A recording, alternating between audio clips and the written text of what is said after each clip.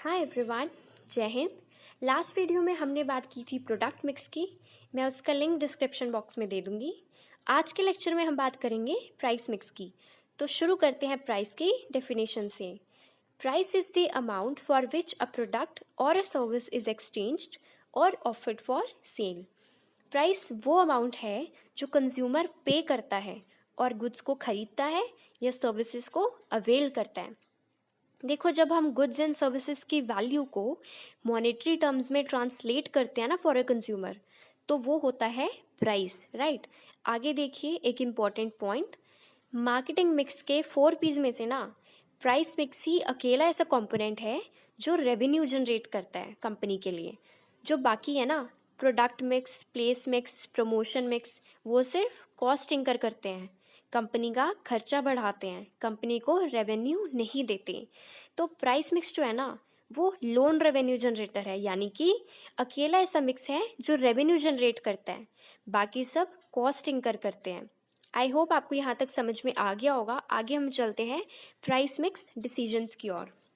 देखो, जितने भी डिसीजन प्राइसिंग से रिलेटेड होंगे ना, जैसे प्राइस सेट करना, कितना करना, कैसे करना, इन तरह के सभी डिसीजंस आएंगे प्राइस मिक्स के अंडर। ओके, अब हम इन्हें एक एक करके अच्छे से समझेंगे।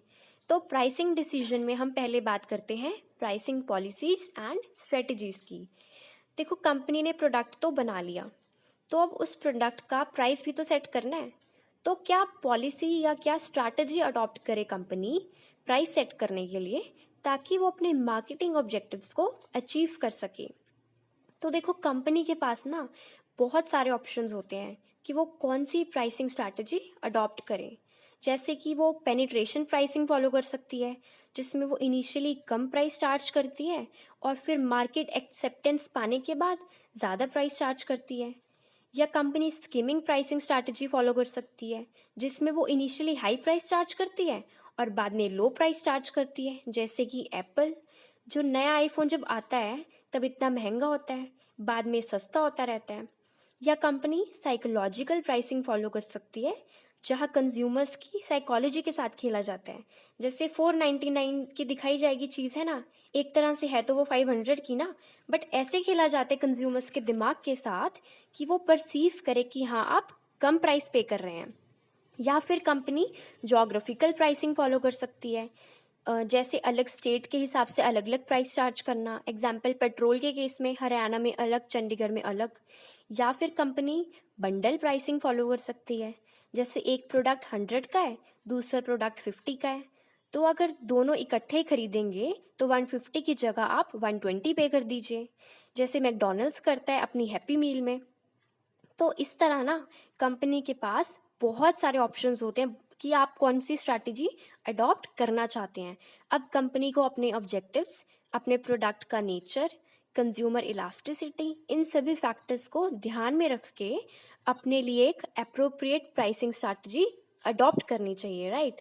फर्स्ट पॉइंट समझ में आ गया होगा। हम दूसरा पॉइंट देखते हैं, टर्म्स ऑफ क्रेडिट।